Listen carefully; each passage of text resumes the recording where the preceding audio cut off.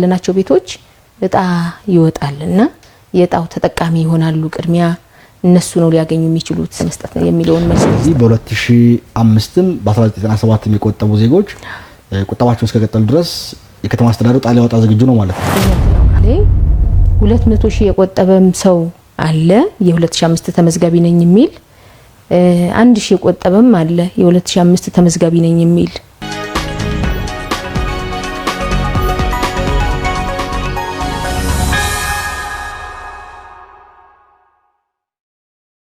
እንግዲህ ከተማ አስተዳደራችን ዘንድሮ በርካታ ቤቶችን ለመገንባት አቅዶ ተነስቶ ነው ያለውና በዚሁ ልክ ደግሞ በ724 የሥራ ባህል ቤቶችን በብዛት ደግሞ በፍጥነትና በጥራት እየሰራን ነው ያለነው።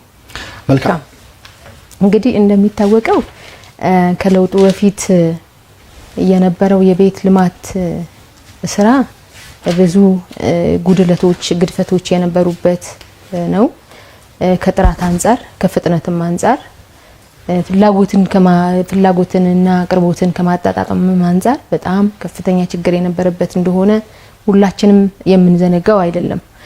በብዙ እጥፍ አሻሽለና አሁን እየሰራን ያለነው ለምሳሌ ከለውጡ በፊት የነበሩ የጋራ መኖሪያ ቤቶች ላይ 1398 የሚሆኑ ቤቶች አፈጻጸማቸው ከ30 እስከ 40% የሚሆኑ ግን ደግሞ ኦልሬዲ እጣ አይወጣባቸው አብዛኛዎቹን እጣ አይወጣባቸው እነዚህን ከለውጥ በኋላ ነው ጥንቅቅ አድርገን ሰርተን ማስተላለፍ የቻልነው።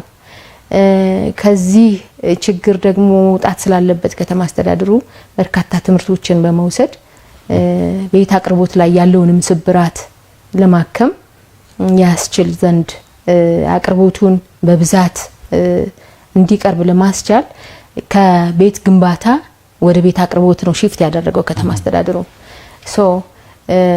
አቅርቦትን ለማሳደግ ካለበት ደግሞ በአዲስ እይታ አሰራሮችን መፈተሽ ደንቦችን መፈተሽ ነበረበትና ከተማ አስተዳደሩ ምን ማለት ነው ከቤት ግንባታ ወደ ቤት አቅርቦት ማለት ወይዘሮ ቅድስት? መልካም ያው የቤት ግንባታ ብለን ስለ በጣም ጥቂት ነገር ነው የምናቀርብ በጣም ጥቂት ቤት ገንብቶ በጣም ጥቂት አቅርቦት ስንል ግን ፍላጎት አለ አቅርቦትም አለ። ባለን ሪሶርስ ምናቀርበው ቤትና ፍላጎት እኩል ባይመጣ እንኳን አትሊስት ለማቀራረብ ሰፊ ስራ እየተሰራ ነው ያለው። በመንግስት ብቻ ይሰራ የነበረው ቤት ሌሎች አማራጮችን በማየት ባለሀብቶችን ወደዚህ ልማት እንዲገቡ በማድረግ በማስቻል በማህበር ቤቶች እንዲሰሩ በማድረግ ግለሰቦችን በማበረታታት 40 60 20 80 ቆጣቢ የሆኑ ወገኖቻችንም ደግሞ ተደራጅተው በራሳቸው ቤት እንዲሰሩ መንግስት ኢንፍራስትራክቸርና ከሊዝ ነፃ የሆነ መሬት እንዲያቀርብላቸው በማስቻል ቤት ግንባታ ውስጥ እንዲገቡ እነዚህን ሁሉ አማራጮች ብቻ ሳይሆን ማህበራዊ ኃላፊነታቸውን በሚወጡ ደጋግ ኢትዮጵያውያን ደግሞ ማህበራዊ ኃላፊነታቸውን እየተወጡ ቤት እንዲገነቡና ዝቅተኛ የኑሮ ደረጃ ላይ ያሉ ወገኖቻችንን ያገር ባለውለታዎችን ደረጃውን የጠበቀ ቤት ውስጥ እንዲኖሩ ለማድረግ ቤት ገንብተው እንዲሰጡ በማድረግ እነዚህ አሁን በተቀስኳቸው እንዲሁም በፒፒፒ በመንግስትና በግል አጋርነት እነዚህ ሞዳሊቲዎችን ከተማ አስተዳደሩ ከቀረጸ በኋላ አቅርቦቱን በጣም በብዙ ልክ ቀይሩታል ማለት ነው። በመንግስት ብቻ ይታይ የነበረው ነገር እነዚህ ሞዳሊቲዎችን አሰራሮችን በማበጀትና ደንቦችን በማሻሻል ከተማ አስተዳደሩ አቅርቦቱን በማሳለጥ በእነዚህ ሁሉ አማራጮች ቤት እንዲሰራና አቅርቦቱ ከፍ እንዲል ለማስቻል በርካታ ስራዎችን ሰርተዋል ማለት ነው። ከለውጥ በኋላ ብቻ ወደ 512 ቀድም ስታነሳው ነበር አልአዛር ወደ 512,000 የሚሆኑ ቤቶች በሁሉም የቤት አማራጮች ተገንብተው ተላልፈዋል። በሁሉም አማራጮች ማለት በማህበር በሪል ስቴት በግል በመንግስት በትሬጀሪ ራሱ የሰራው በመንግስትና በግል አጋርነት እንዲሁም ደግሞ ደጋግ ኢትዮጵያውያን ማህበራዊ ኃላፊነታቸውን ለመወጣት የሰሩትን ቤት እሱንም ታሳቢ አድርገን ከ512,000 ቤት በላይ ከተማችን አዲስ አበባ ውስጥ ቤት ተገንብተዋል። እንደው ምን ያህል የዜጎችን ችግር መቅረፍ ችሏል? አሁን ቀደም ብለው እንዳነሱት ሞዳሊቲዎች አሉ። ችግሩን አውቃችኋል፣ መፍትሄው የተለያየ አማራጭ አለ ብላችሁ አቅርባችኋል። ያቀረባችኋቸው ሞዳሊቲዎች የማሪውን ችግር በምን ያህል መቅረፍ ችለዋል? መልካም እንግዲህ ወይዘሮ ቅድስት ከአክብሮት ጋር ስልክ አለ፣ ስልክ እንቀበልና እንመልሳለን። ሄሎ ጤና ይስጥልኝ። ማን እንበል? ከየት ነው? አዲስ አበባ። ስሞት ማን እንበል? ታጠቅ ባለው። እሺ አቶ ታጠቅ ጥያቄዎት ምንድነው? ስለ 1997 በምን ሂደት ላይ እንዳለና ምላሽ እንዲሰጡ ነበር።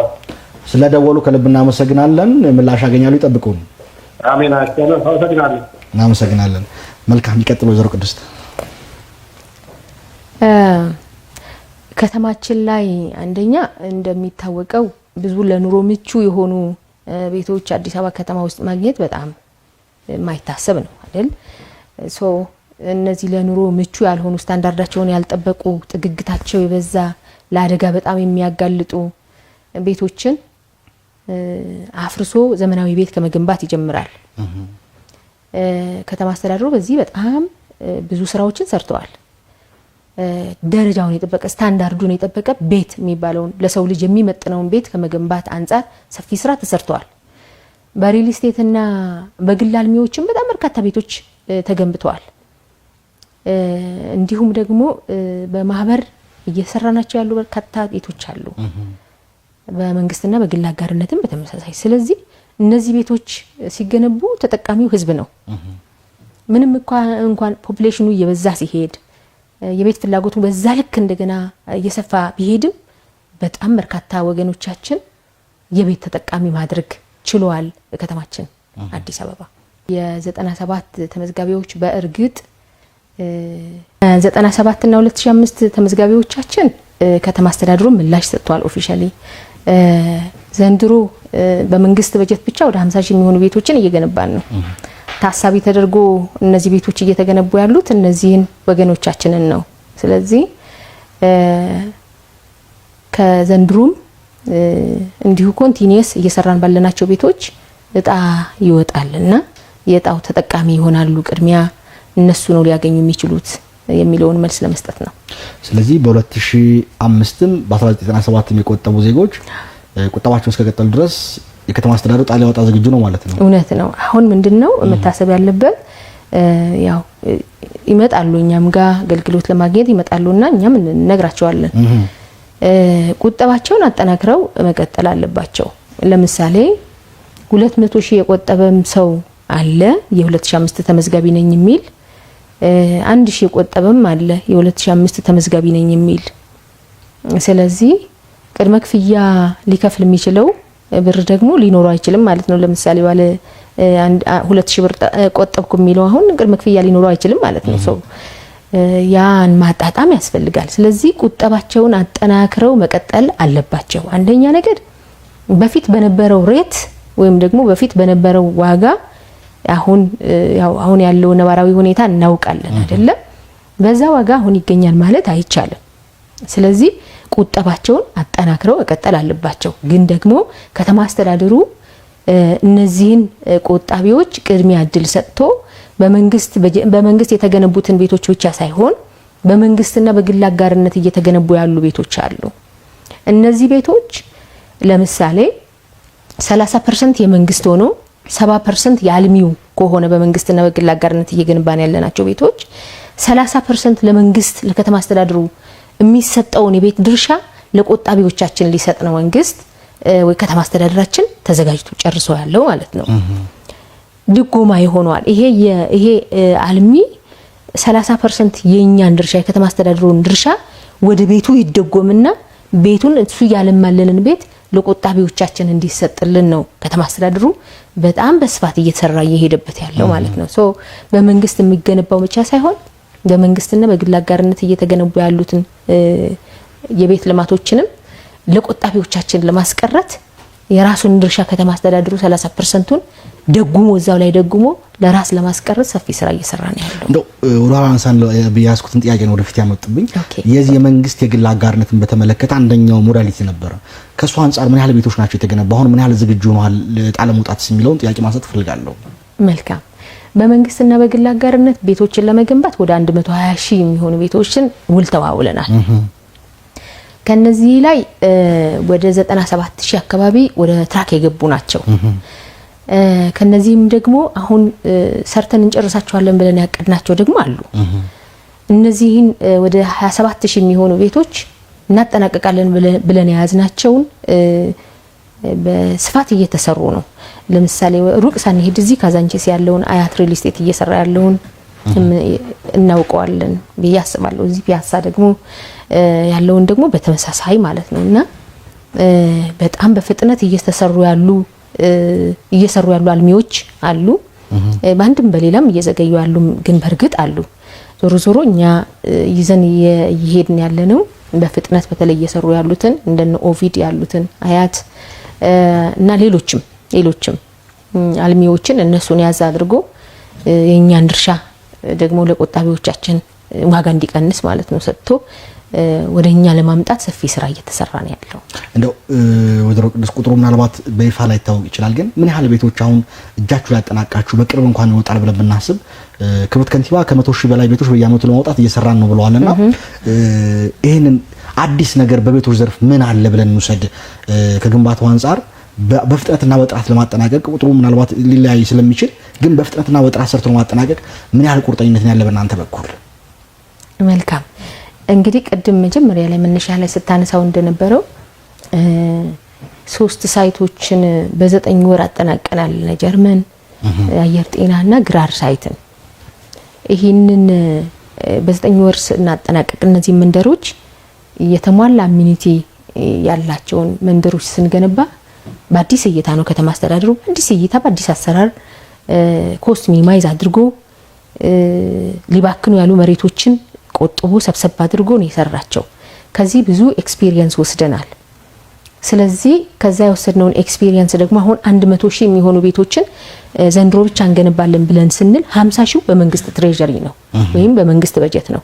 50 ሺህ ደግሞ በቅድም ባነሳናቸው ሞዳሊቲዎች ነው የሚገነባው ማለት ነው። ሶ በመንግስት እየገነባን ያለናቸውን ቤቶች በቀጥታ ራሳችን ስለሆነ እዛው ላይ ያለነው እየሰራን ያለነው በ724 የስራ ቅልጥፍና የስራ ባህል አመራሮች ሁላችንም ሳይቶችን ስፔሲፊክ ሳይት ተከፋፍለን ማረፊያ ማዘጋጀተን እዛ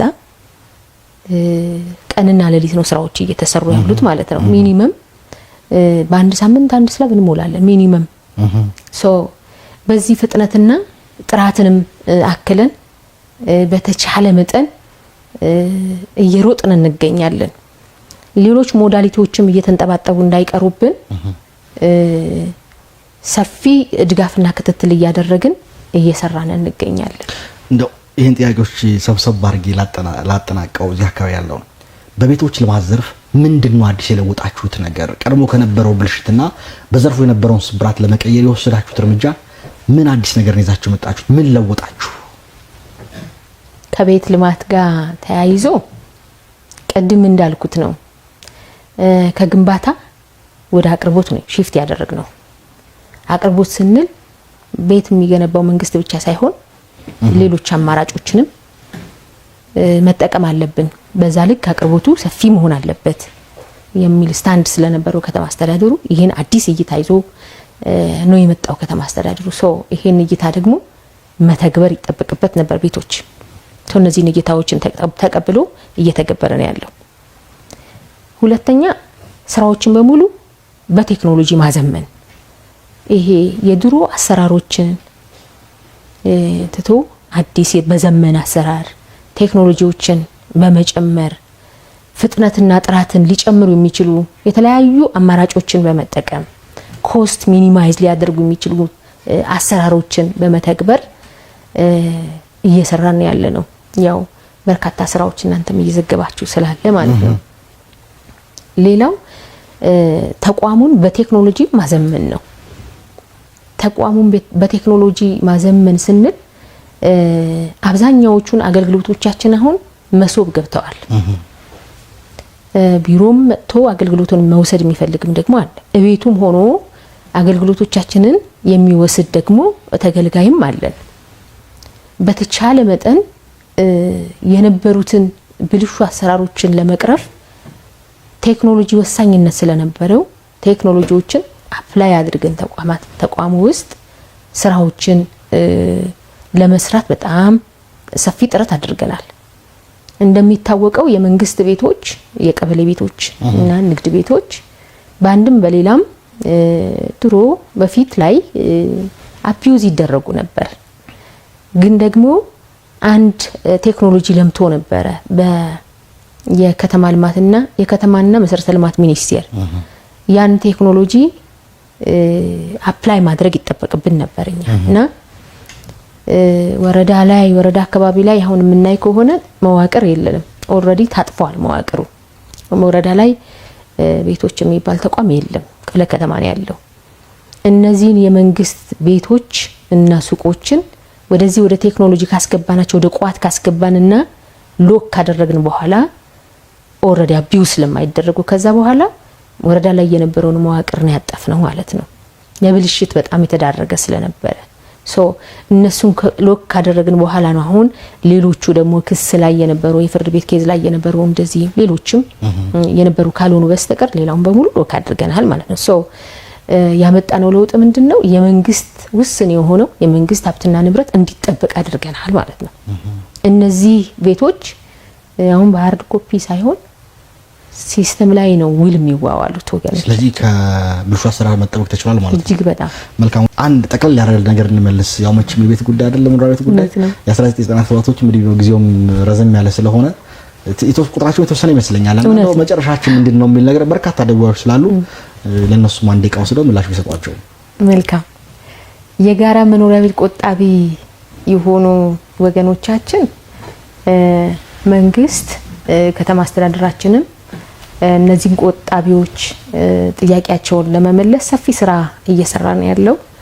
ዘንድሮ ከ50,000 ቤቶች ያላነሱ ቤቶችን ነው እየሰራ ያለው በመንግስት በጀት ብቻ። ከዚህም በተጨማሪ ደግሞ በመንግስትና በግል አጋርነት በርካታ ቤቶች እየተሰሩ ነው ያሉት።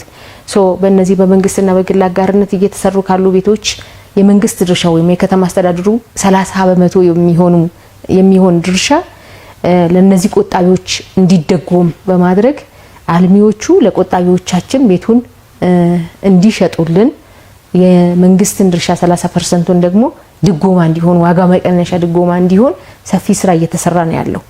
ስለዚህ ቆጣቢዎቻችን ቁጠባችሁን በደንብ አልቃችሁ ልትቆጥቡ ይገባል። እጣው ይወጣል። ስለዚህ ቅድመ ክፍያ የሚሆን ክፍያ ደግሞ ወይ ደግሞ ብር እንዳታጡ ደግሞ እንዳትቸገሩ፣ በዛ ምክንያትም ደግሞ እድሉ እንዳያመልጣችሁ ቁጠባችሁን አጠናክራችሁ መቀጠል ይጠበቅባችኋል። እጣው ግን በቅርብ ይወጣል። አመሰግናለሁ። በጣም ጥሩ። ሰባ ነዋሪዎች እንኳን ደስ ያላችሁ፣ ቁጠባችሁን አጠናክሩ የሚለው ነው መልእክት ማስተላለፍ ፈልገው ነው።